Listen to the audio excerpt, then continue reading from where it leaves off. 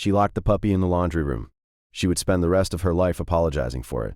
Kofi and Diane lived in a cottage by the lake in Wisconsin with their toddler Solomon and a golden retriever they had adopted the spring before the baby came. Diane was an OR nurse, and she had the kind of professional vocabulary that makes new parents feel safe and other people uncomfortable. The animal had always been gentle. People used the word sweet. The veterinarian had used the word unusually attuned, which neither of them had thought much about at the time. The first night it happened, the golden retriever would not leave the doorway. He stood there with his head lowered, ears forward, his whole body angled toward Solomon as if he had heard something nobody else had. Diane stepped over him to get into the room. He did not move. She nudged him with her foot. He still did not move. He did not bark. He did not whine. He just looked at her with an expression she could not name. By the third night, she had a theory. Diane had seen this kind of behavior before, a possessive animal, a resource guarding response to a new infant. She had sat in 3 meetings about exactly this pattern. The dogs in those cases had all ended up in trainers' programs.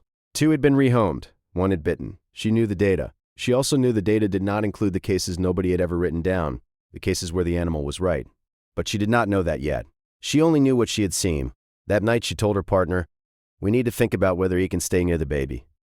If you stay for stories about what animals sense before we do, you are in the right place. Subscribe so you don't miss the next one." They moved him out of the bedroom. They closed the door. Kofi agreed too quickly, the way partners do when they don't want to argue about something that scares them. The golden retriever sat on the other side of that closed door for 40 minutes. They could hear him breathing. They could hear him shifting his weight. Then he started to scratch. Not a panicked, separation anxiety scratch. A steady, deliberate one, as if he were doing a job he had been given and would not stop until it was finished. They put him in the laundry room.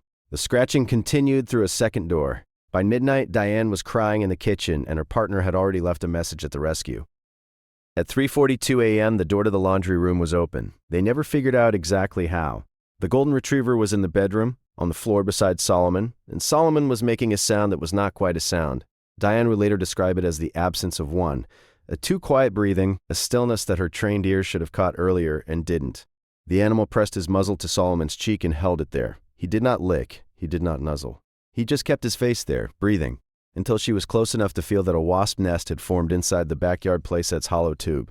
Has your dog or cat ever done something that made no sense, until it was the only thing that did? Tell us in the comments. These stories deserve to be heard. The ER attending used the word fortunate. Then he used another one. "Whoever caught it at the edge of the window," he said. Another 30 minutes and we would be having a very different conversation. He looked at the chart. He looked at Diane. He asked the question every attending in that hospital had been trained to ask before they signed the paperwork. "What made you check?" She did not answer for a long time. Then she said, "The golden retriever." He nodded once like he had heard the answer before. He probably had. The doorway, not possessiveness.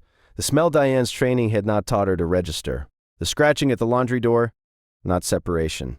A countdown he could not say out loud, the muzzle pressed to her cheek, not affection. The only alarm system in the house that actually worked. 3 things she had been trained to read wrong. She would not forgive herself quickly. The golden retriever did not require it. Every guardian deserves to be recognized, even the ones who never asked for anything in return. If stories like this matter to you, subscribe so you never miss the next one. He came home 2 days later. They opened the door and he walked past them both without looking, the way an old soldier walks past a parade he had already served in. He went directly to Solomon's room, lay down beside the crib and exhaled. Diane sat in the doorway with her back against the frame and watched him close his eyes. She thought of the closed door, of the steady scratching, of the 40 minutes she would carry with her for the rest of her life.